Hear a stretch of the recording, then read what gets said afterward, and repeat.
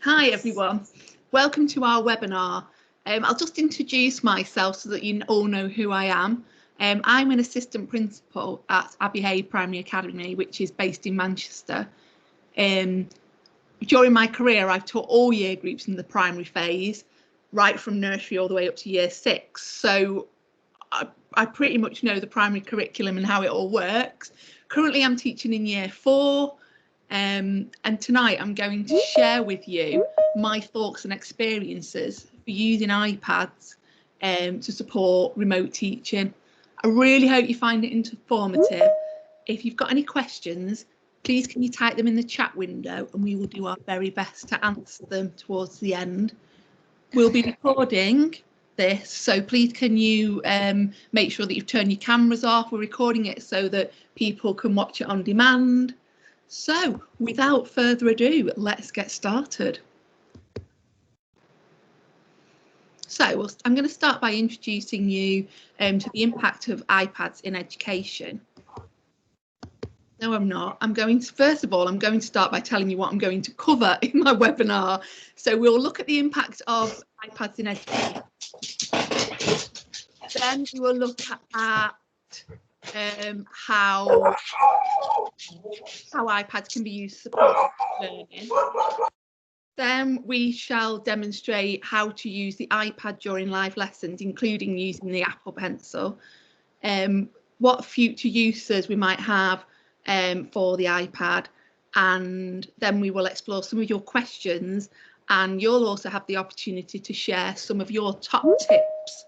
Again, these can be typed into the chat window. Looking at the impact of iPads in education. iPads improve academic performance. From my research, it's clear that lots of schools report that academic performance as measured by standardised test scores and other key student outcomes is improving with iPad use.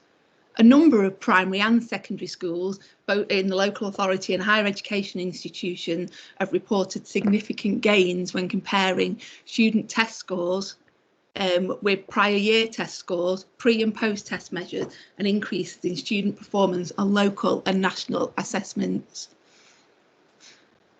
iPads increase engagement and motivation. Research has shown that reports from institutions from preschools to university indicate that schools using iPads find it increases their engagement in learning and makes them feel more motivated to learn. One positive outcome in the classroom use of iPads includes a decrease in discipline problems. At Abbey Hay, we've used Accelerated Reader for a number of years.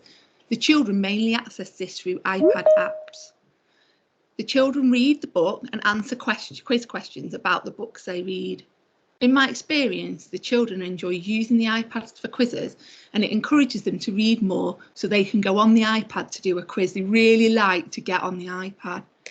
In another of our secondary academies at UL, they've been using iPads and Apple Pencils in the classroom for pupils, and it was trialled with great success. It helped children be more organised. Children enjoyed using the pencil over using their finger, and teachers found themselves using their iPads to be more responsive in their teaching. iPads can be used in resource efficiencies.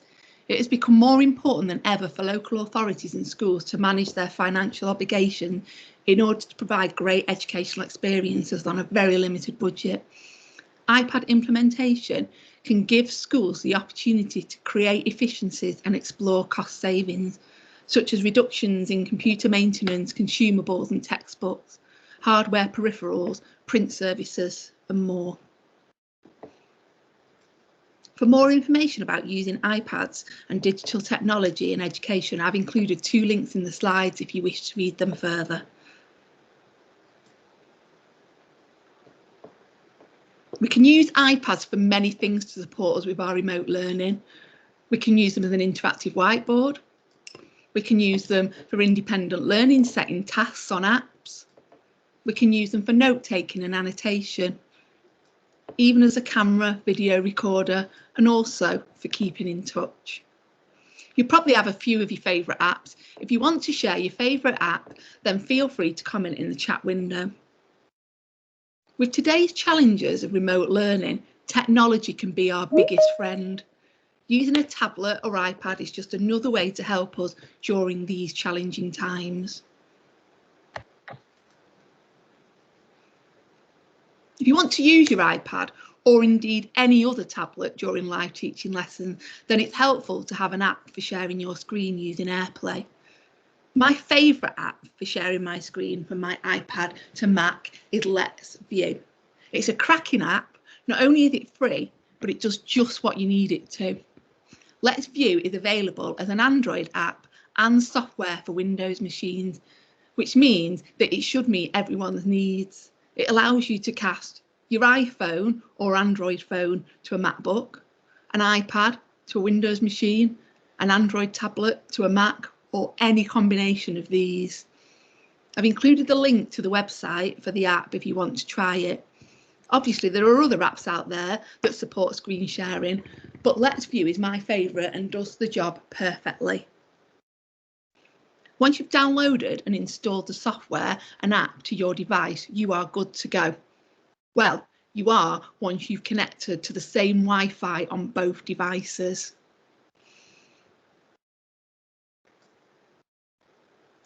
So let's talk about sharing our screen. I'm now going to show you how to use the app to share your iPad screen to your computer using Let's View. First of all, you need to make sure you've opened the Let's View software or app on your both devices. Go to your iPad or your phone, select the screen mirroring option, choose screen to Let's View. You will then be able to see your iPad or tablet on your computer screen.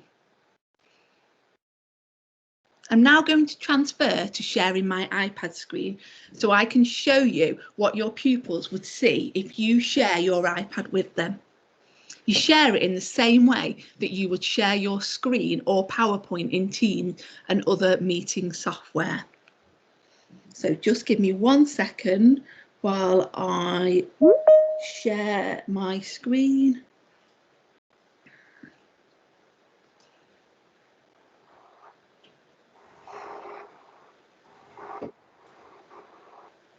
Okay, here we go. So on your screen, you can see what I can now see on my iPad, which is on my desk in front of me. You can see the whole of my screen, so you need to take real care that you're only sharing what you want to share with the children in your class, especially if it's a personal iPad. You might want to consider what notifications are going to flick up. So I make sure that I've got a screen. So if you are an iPad user, you'll know that you can flick through. I have a screen that is just things that I use with the children because this is my personal iPad. When you turn your iPad round on the screen, the children's view will change from portrait to landscape. So they are seeing exactly what you can see on your iPad. So I'm going to show you some of the things that I really like to do and actually do in most of my lessons when I am doing a live lesson with the children. So the first thing I'm going to do is share a PowerPoint. So when you share a PowerPoint, it's really great because you can actually see the children in your meeting still, and you can see what's on your screen. Whereas when you share a screen just using one device, it's really tricky to still see the children, and sometimes you just want to see the children as well. So you flick through the iPad just in the same way that you would on the screen in the classroom with your finger or with a stylus. The joy of having an Apple Pencil, though, is if you're lucky enough, you can annotate the PowerPoint as if you were on your interactive whiteboard in the classroom, such as in a maths lesson, which is particularly useful if you're trying to show the children at home how to add up 2 numbers, for instance. So you can talk through it in the same way as you would using the interactive whiteboard or flip chart back in the classroom. So I'm going to show you how to add these 2 numbers up. So To make sure that I get the numbers in the right column, I am going to put my hundreds, tens and ones at the top there. Okay, so my number 436 has got 4 hundreds in it, 3 tens and 6 ones. Now, my number 85 has got no hundreds in it, but it's got 8 tens and 5 ones. Okay, now I'm ready to add my numbers up. So, looking at my ones column, I've got 6 ones plus 5 ones equals 11 ones. 11 ones is the same as 110 plus 1, 1. 110 plus 1, 1. Looking at the tens column, 3 tens, add 8 tens, equals, and so on. And you would carry on with the children until you got to the answer. Obviously, you don't need me to show you how to add up 2-digit numbers. Another really great app that I like is called Nebo. So in Nebo, I do lots of different things with the children. I would quite often model handwriting using Nebo, which is great because you can just undo, which means that the children only see what you want them to see at the current time. So in year 4, we've been learning how to form double letters. So I'm going to show you how to form the double P. And the children will see on the screen exactly what you want them to see. Don't forget your lead in, guys, when you're joining up. And then you say to the children, have a go, and that is displayed on the screen for them to have a go. If you want them to try it again, we can just use undo, just like you would in any other piece of software, and try again. This time, you could then ask the children to get out their handwriting fingers and join in the air, just like you would do in the classroom. You might want the children to move on and start to use this new skill that they've learned in a word. And all the time, the children can just see exactly what you've written on your iPad in front of you. So it's a great example of how you can use the iPad just really simply to teach a model and scaffold the children to allow them to master the skill of handwriting, even though they're at home. I also like to use Nebo in an English lesson to model the writing process. It allows you to model and scaffold the children's learning in an English lesson, where it can be key for children to see your handwriting that is especially important for younger children. I'm going to start writing along the line so the children can see my handwriting. I'm going to turn on my teacher head and teach you how to start writing a story. So, how might you start a story? One day or once upon a time? I'm going with once upon a time because we are writing a traditional tale. Once upon, take care of your spelling, guys, a time. Now I want to introduce my character. My story is about a princess. There was a princess.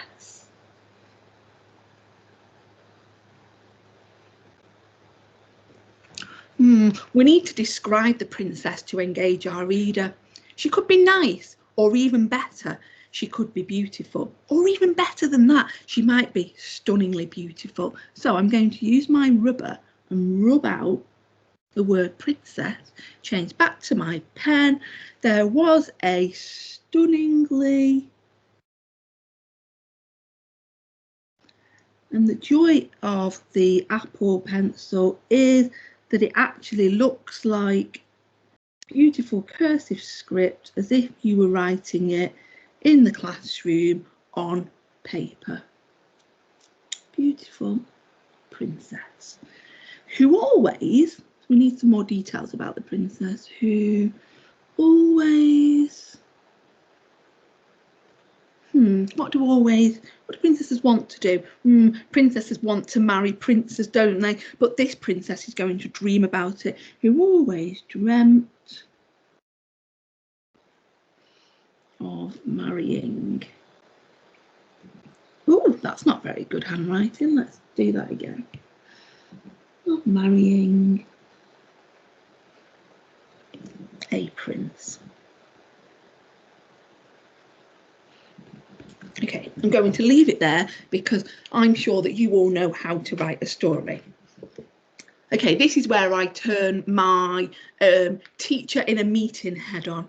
So I'm going to imagine that this story I've just written is actually some notes that I've made in a meeting, and I would want to send these notes to other people. So you can use this software in the same way, just by doing handwritten notes in a meeting, and if you double click it, you actually turn it into text, which can then be saved as a Word document, or so that you can email it out, add it to other documents. So it's really, really good for saving you time.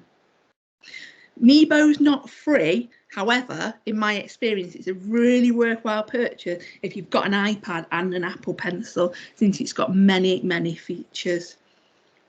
Any secondary school teachers out there might be interested in this.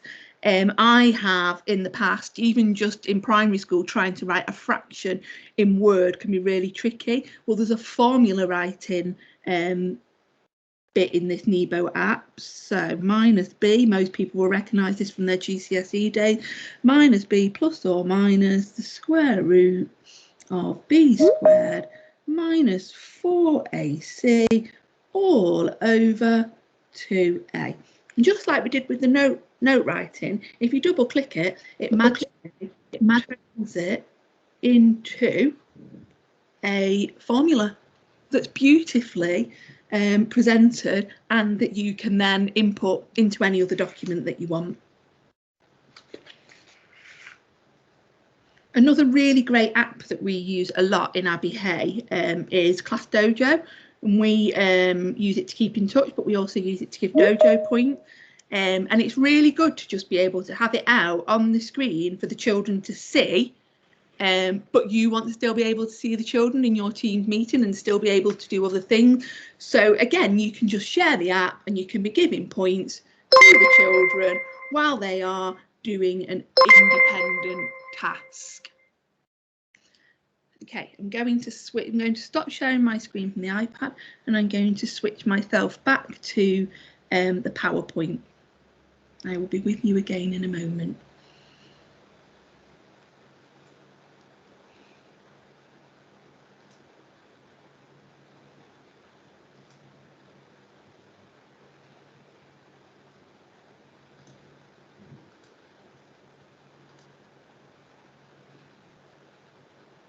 It wants to do it in presenter view and I don't want it to. Give me 1 second, guys.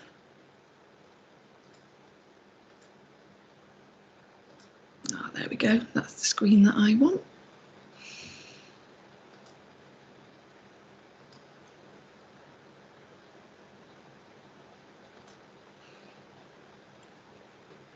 So, I've had a little bit of a demonstration.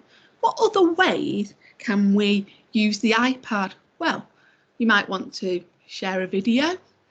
So if you're sharing a video from your iPad, you can still see the children on the screen, so you can still see what they're up to whilst the children are watching the video. But be mindful with YouTube, it doesn't like it. If you're using AirPlay, it just won't let you share a YouTube video. So you have to just switch back to your computer for that. But you can share videos from in web pages, so things like BBC, you can watch their videos. You can even share the Teams meeting directly from the iPad, then share your screen. But be mindful that it's not always clear what is being presented. It's often much easier if you use 2 devices, which is why I would always choose to cast my screen to the laptop. I always find that using multiple devices works best when presenting from home or doing a live lesson. Right now, I'm using my phone to show me what's displayed on the screen whilst using my iPad and MacBook to run the meeting. You might want to consider split screen and dual screen. I prefer to use more than one device, but split screen could help give a clearer view so you can see what's happening in Teams and your iPad display. I know that Apple Pencils are quite expensive, but there are other cheaper alternatives on the market that get really good reviews on shopping sites such as Amazon. However, I don't have any experience of these because I'm a true huge Apple fan. There's also an app called Microsoft Whiteboard, which is included as part of Office 365. You can model writing in a similar way using this app, but you need to be aware. Make sure that you move the toolbar. If you leave it at the bottom, you'll find yourself changing the options as you write. So if you're right-handed, you need to bob the toolbar off to the left. If you're left-handed, you need to bob the toolbar off to the right. I prefer to use Nebo though, just because I find that I move the screen around with my hand on Microsoft Whiteboard, so I have to take great care. And when you're in the middle of a lesson, you just want to be in the flow of teaching.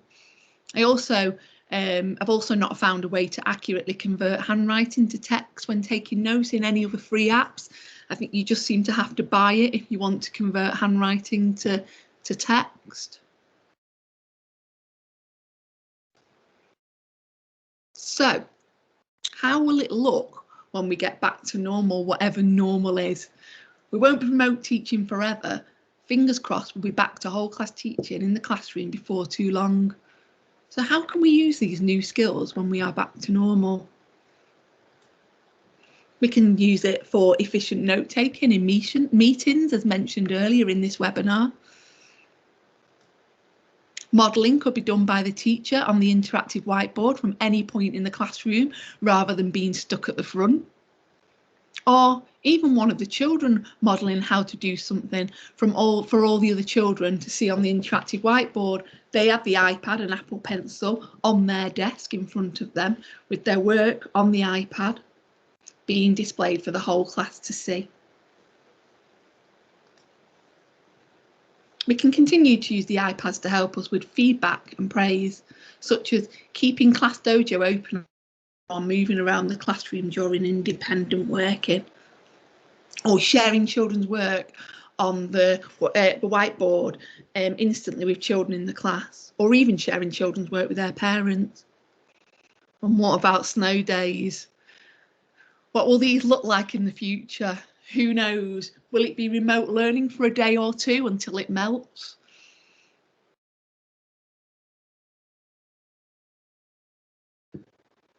I hope you found this informative and it's got you excited about using your iPad and Apple Pencil to help you with your remote learning. Now it's your turn. Let's explore some of your questions. Dan and Gemma have been keeping an eye on the chat. Do we have any questions, or has anyone shared any tips of their favourite app for using on the iPad to support education, both remotely and in the classroom? We got any questions, Dan or Gemma? Gemma's posted one herself actually, and it's about using the notes section on an iPad. You know, there's an app on the iPad called Notes. I don't know if you've ever looked at that, Vicki. Does that compare favourably with your paid for Nebo? No, so you can't use the pencil in it in the same way. So you might be able to write on it, but it wouldn't convert. In fact, I don't even think that you can even use the pencil in that Notes app. I'm actually going to check now. It's not something that I've ever done, but I don't even think you can. No, whilst you're doing that, use the Notes app, but I'm not sure that you can use the Apple Pencil with it. Okay. Alex mentions Explain Everything being one of his favourite apps. I know you had the Explain Everything logo on your earlier screen. Have you ever used that yourself? I have used it, and I do like it. However, I find I just prefer the Nebo app. So it's a really good app to use, but I've just found that I prefer the Nebo. So if you like Explain Everything, keep going with it. Yeah, fundamentally, they're all kind of the same modelling tool, isn't it? It's what you get used to. Charlene's asking about the Nebo app. When sharing it, does this come up in a recording of recorded meeting? So I don't know if you've tried recording a Teams meeting, and if you're screen sharing your iPad, I'm presuming that would still be recorded. Yes, it would still be recorded. Yeah, so it would be recorded just like any other screen share would be recorded in your Teams meeting. That's why I was saying just make sure you beware of what you've got on the screen. I always make sure that before I go into a live lesson, I haven't got anything open on my iPad that I don't want the children to see, just in case I share the screen and I'm sharing something I don't want them to see. So, yes, it does. Yeah. Mr. Golding apologises, but his meeting overran and he missed the first 20 minutes. Oh, no. He says, would you mind doing it all again? No, actually, he says, are we recording it and will it be available? Yes, we are recording it. I'm not doing it all again, but it is being recorded. Hopefully, it will be available early next week on the website. That's right, yeah. So I don't think there's any more questions. They'll give people a couple of minutes to ask them, but also maybe a few app shares would be useful as well, because I think Explain Everything is kind of one of the well-known ones. People will have all sorts of favourites, no doubt. So feel free to add them into the chat, and it's always good to get one or two other people's ideas with apps. I mean, I tend to use a lot of the Apple native apps, sort of iMovie and those kind of things. And I've in the past I've tried to kind of keep the app relatively tight, so not an app for everything, but like you've done with Nebo, get to know one app really well and use it for lots of different things. But which is what I do. Yeah, I do. I use it for lots of things. Yeah. So, in answer to Gemma's question, yes, you can use a pencil on the Note app that comes with the iPad. However, it's not as versatile, and you need to, in the same as with the Microsoft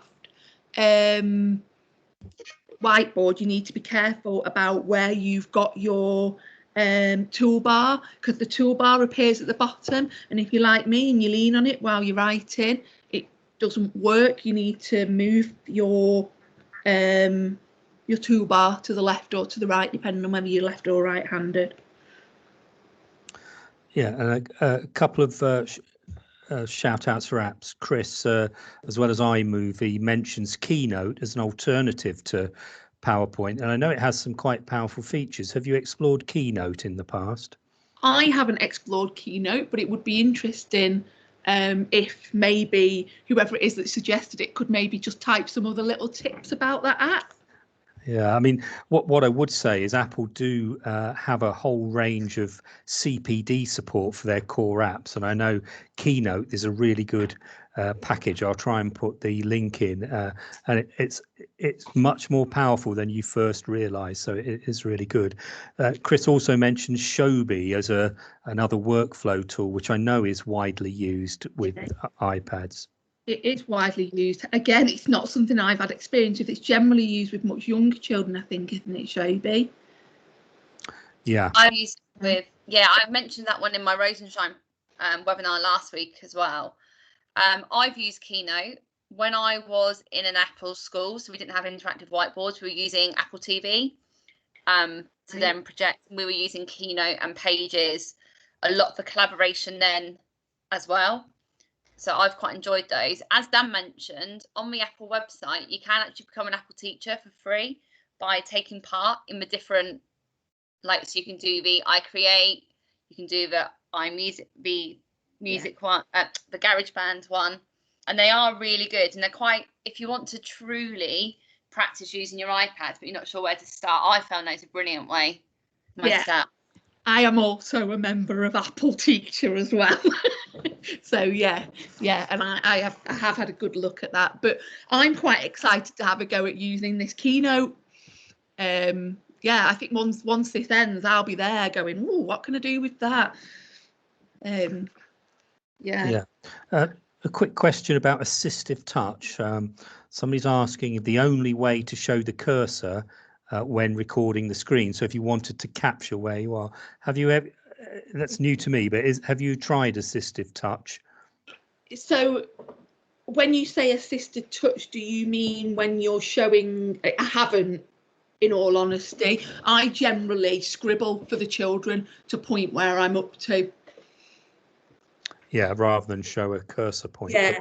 But, it sounds like that they probably know a bit more about assistive touch than we do. That it's probably quite a good tip that you can turn on assistive touch and therefore have the equivalent of a cursor to follow. Well, it's another thing that I'm glad I've learned something from this myself. I am going to have a look at assisted touch as well. Yeah. The other question, I think you've already covered this, but it's perhaps worth just going over again. The best way to project your iPad onto a whiteboard. They may have missed the first little bit, so just go over that app again. So it's called Let's View, and it and you can have it. You can use it for. There's an app for an iPad. There's app for Android. There's app for Mac. And a Windows machine. So any combination that you've got, you can share your screen. So you can simply share your Android phone to a Mac, or you can share your iPhone to a Windows machine, and it's completely free as well, which is fantastic, really. It just does everything you need it to do, really, in AirPlay. It even allows you to share your TV if you really want to at home. Yeah, that's news to me, because I've always used something called Air Server, which is the same sort of product, but you do pay for that, and it sounds like this one's free. Yeah, completely free. And I've not had any issues with it. It always seems to work. Yeah, and my husband has used it from his Android phone to my Mac, and so yeah, and there's lots of combinations as well, which for a free is really good. Yeah, good.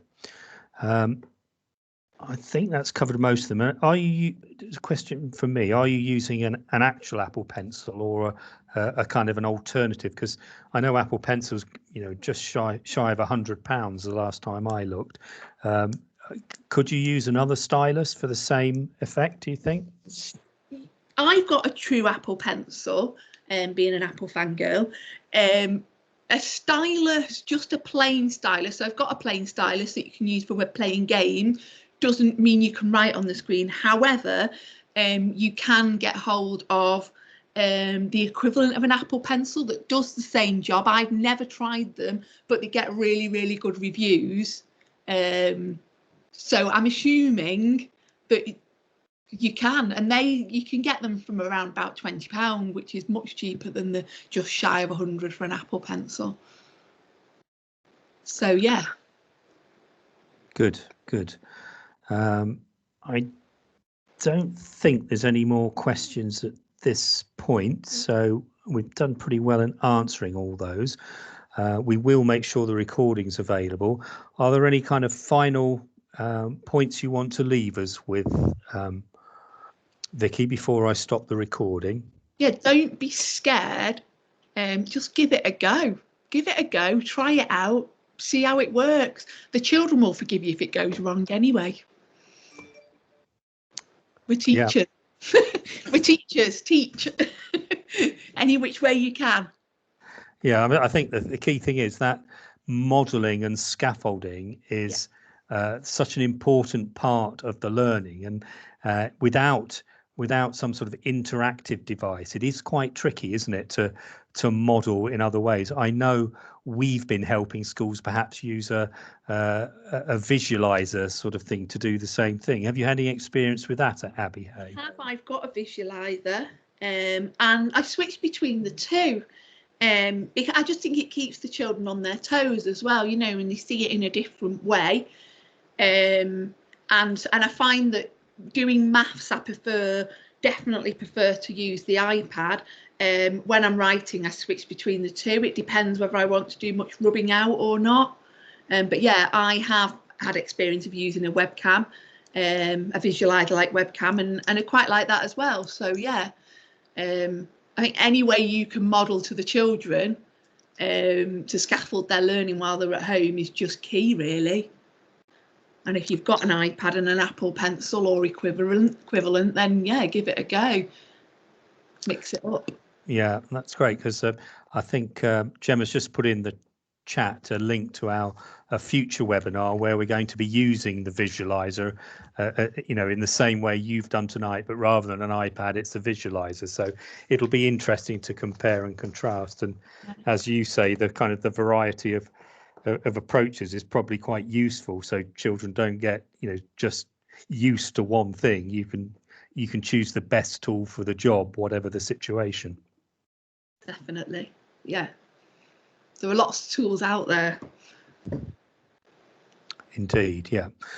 Well, we've got a whole series of these events coming up, and they'll be able to find them all on our website. I don't know if you've got a slide with that on, Vicki. We could just share that so people can clearly see. It's also been added to the chat.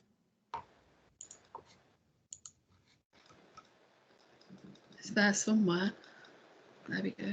So that's my final slide. Is that the slide? Yeah. That's the one, yeah, because we're obviously doing this through the Demonstrator School programme, and as well as these general webinars, which are a great way of sharing little pockets of practice, like we've asked Vicki to do tonight, things that, you know, have always been there, but you just may not have realised how useful they can be for this remote learning situation. We've got a whole series of webinars, but we're also working with schools on an individual basis as well. So Vicki's worked with a couple of schools and has got a few more lined up.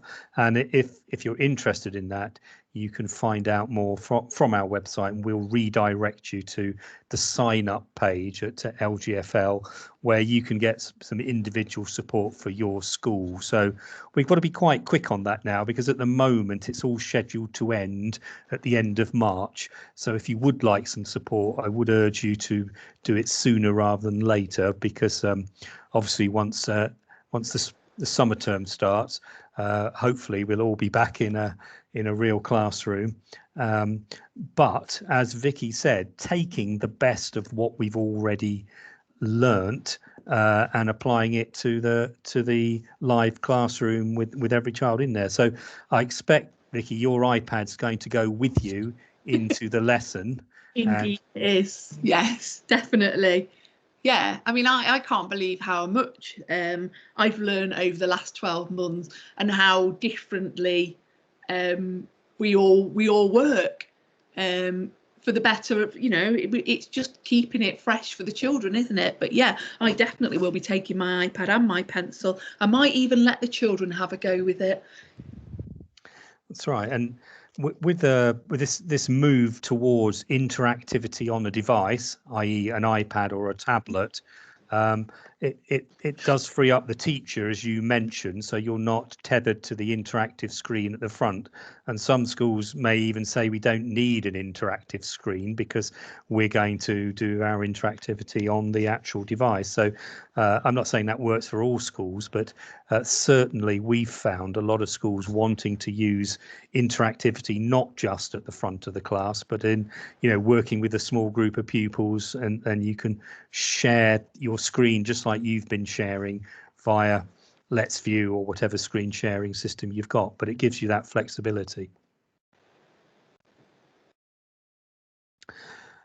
So I think we have finished with the questions. So I'm going to say thanks very much, Vicki, for tonight. It's been really useful for you to take us through all that and show us your modelling steps in a couple of situations using the iPad, sharing your apps. And I think we've all learned something as well. We're going to look at assistive touch. We're going to make sure we find these these really good Apple teacher guides on things like Keynote, and they come with all sorts of projects that really do help skill you up and extend your learning. So that'll be something for everyone to have a look at. So thanks very much, Vicki. I'm going to click stop recording.